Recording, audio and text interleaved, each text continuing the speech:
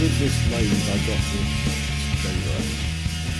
There's a couple of things which are not good about it. One, if you look at the saddle, and by the way the saddle is not got a,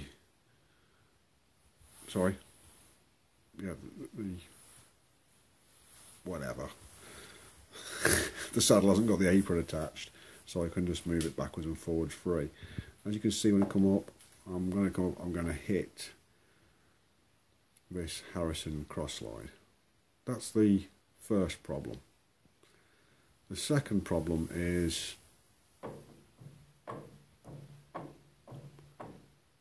underneath it is not engineered. It's being ground with an angle grinder by the looks of it. You see the angle grinding marks in there? That's angle grinding marks. It's got high spots and low spots. Fortunately, we haven't ground it too much because it's still on the piss. It's, as we're looking at it now, it tilts to the left and it needs to come to the right at about, I should imagine I've got to grind a good 4mm off of it, I should imagine. The second problem is it's too high. Now once I've ground that 4mm off the bottom, it won't be as high, but it will still be high, and it's also too far as we look at to the right.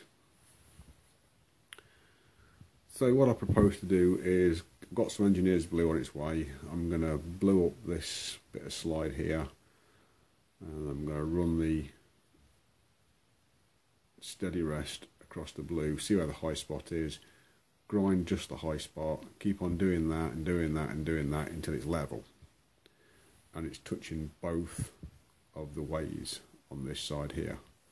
So I'm at a bit of an impasse of what to do, so I thought let's have a look at the steady that I got with the lathe. It's off a Harrison, I think. It's a 3-inch. The problem it's got is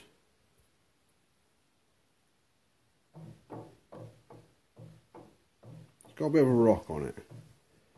Now I thought it was because it was hitting the front slideway, which is what the saddle runs on, and obviously the tailstock and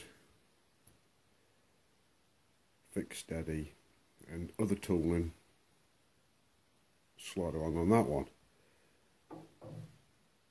Now when it's on the V,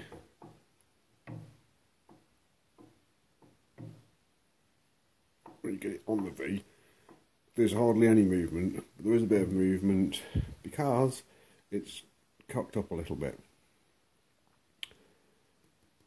And I thought it was rubbing on this, so this morning I got the grinder out and ground some off of it, just a little bit, and it's still doing the same. At which point I had a closer look.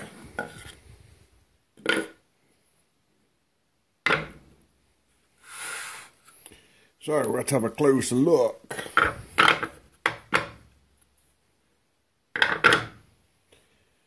And someone's had a go at it with a grinder. I didn't really look at it. I just had a quick look when I first got it. And I thought it had grinding marks in it. It's a machined surface. I didn't look at it very closely. I don't know how well it's showing up, but it's sort of like, it's not machined. It's being ground with an angle grinder, I think. So I've got to somehow get that surface lower so I can tilt.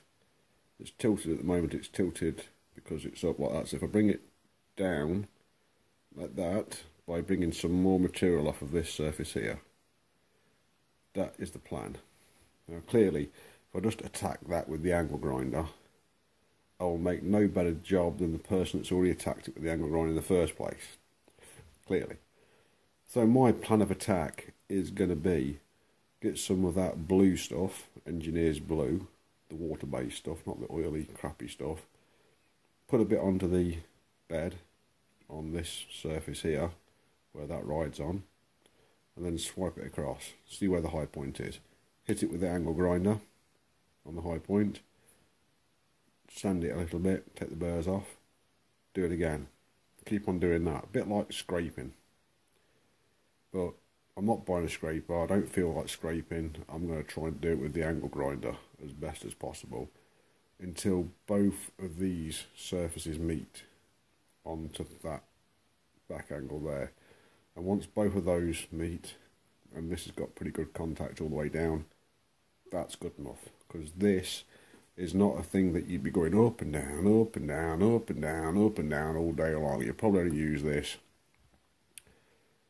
40 times, 80 times, 1,000 times maximum if you had the lathe for the rest of your life. It's not a very commonly used item, but when you need it, by heck, do you need it? And getting one for this, trying to find a fixed steady or a travelling steady for a Holbrook lathe is going to be nigh on impossible. Since my lathe came with this Harrison and someone has already tried to modify it, and I'm putting my finger up and down it now, tried is the optimum word. Thankfully they stopped early before it had gone too low, although I could have put a shim in it, but you know, if I can get away without shimming it, all the better. I thought this was knackered, but no, it seems that this is not being touched and it is as good as what it was before it got attacked. Clearly the Harrison, this level here is lower on the Harrison. Just makes this whole thing a little bit thicker, I think. The next problem this steady has is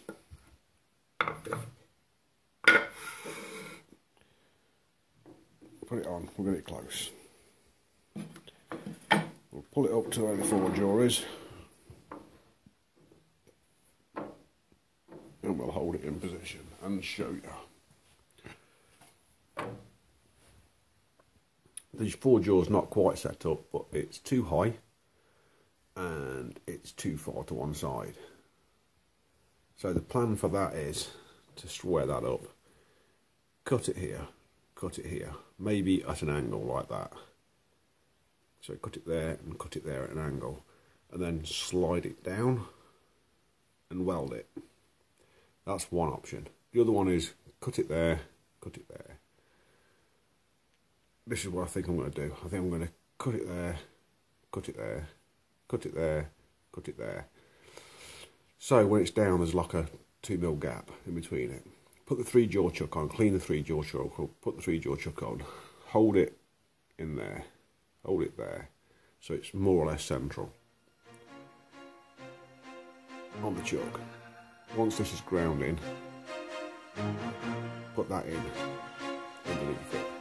Tack, tack, tack over it, take it off, roll it round. That should centralise. That is the plan. At the moment, something else might happen.